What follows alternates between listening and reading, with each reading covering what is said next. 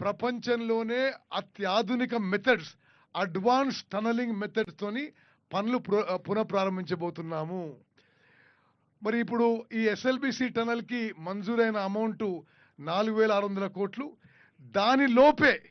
దానిలోపే మరి ఈ హెలిబాన్ aerial magnetic survey కానీ, మళ్ళీ పనులు పునఃప్రారంభం కానీ, ఆ తర్వాత పూర్తి చేయడం కానీ ఇప్పుడు శాంక్షన్ అయిన అమౌంట్ లోపే చేయబోతున్నాం.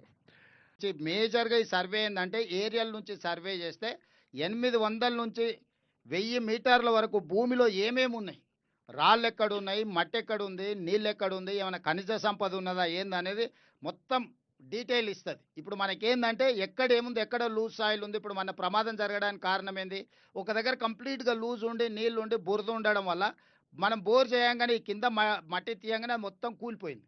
దాంతో టన్నెల్ బోర్ మిషన్ పాడవడమే కాబట్టి 8 ప్రాణాలు పోయినాయి.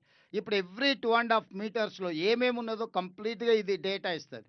ఈ ఎనాలిసిస్ చేసుకొని ఆ పరిస్థితులను బట్టి టన్నెల్ దొవ్వేటప్పుడు తీసుకోవాల్సిన జాగ్రత్తలన్నీ తీసుకుంటారు. అందుకోసమే ఇప్పుడు ఇది సర్వే చేస్తున్నాం.